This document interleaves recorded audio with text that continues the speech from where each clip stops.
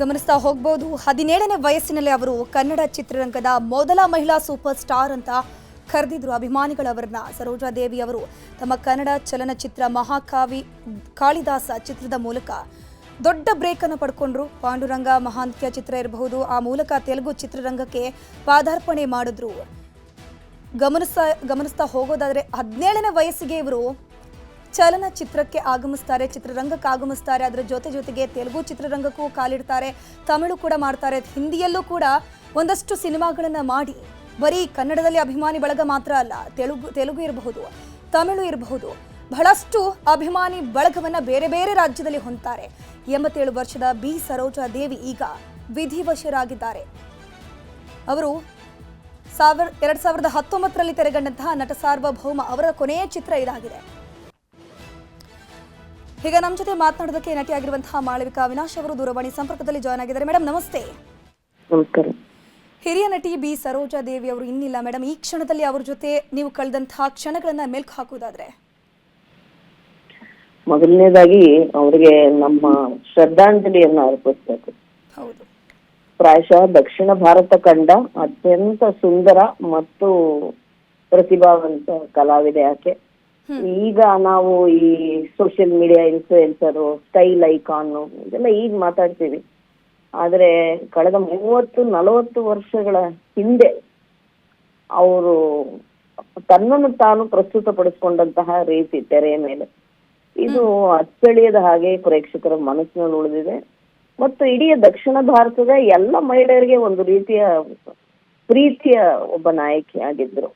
ಅವ್ರ ತರ ಇರ್ಬೇಕು, ಅವರಷ್ಟು ಸುಂದರವಾಗಿರ್ಬೇಕು ಅಂತನೋ ಅಥವಾ ಅವ್ರ ತರ ಸೀರೆ ಉಡ್ಬೇಕು ಅಂತನೋ ಈ ರೀತಿಯ ಒಂದು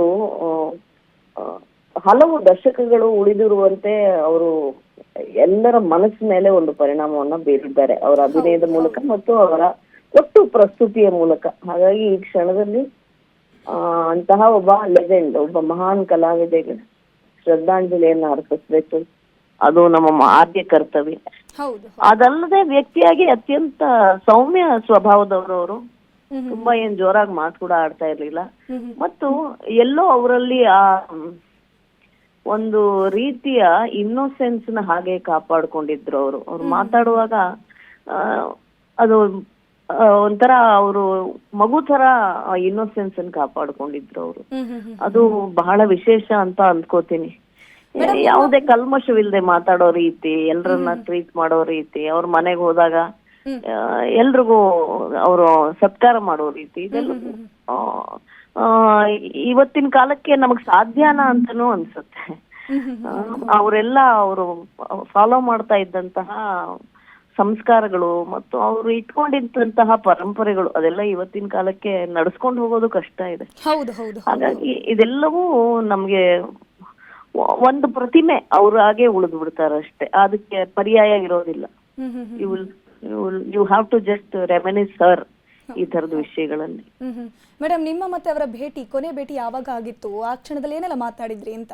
ಇಲ್ಲ, ಅವರು ಈಚೆಗೆ ಯಾರನ್ನು ಹೆಚ್ಚು ನೋಡ್ತಾ ಇರ್ಲಿಲ್ಲ. 2-3 ವರ್ಷ ಇರ್ಬೇಕು ಅಂತ ಅನ್ಕೋತೀನಿ ಅವ್ರ ಮನೇಲೆ ನೋಡಿದ್ದು. ಈಚೆಗೆ ಹೆಚ್ಚು ಅವ್ರಿಗೆ ಹುಷಾರಿರ್ತಾ ಇರ್ಲಿಲ್ಲ, ಹಾಗಾಗಿ ಯಾರನ್ನು ಹೆಚ್ಚು ಭೇಟಿ ಮಾಡ್ತಾ ಇರ್ಲಿಲ್ಲ ಅವರು. 2-3 ವರ್ಷದ ಹಿಂದೆನೆ ಇರ್ಬೇಕು ಅಂತ ಅನ್ಕೋತೀನಿ. ಸಾರ್ವಜನಿಕವಾಗೂ ಅಲ್ಲ, ಅವ್ರ ಮನೆಯಲ್ಲೇ.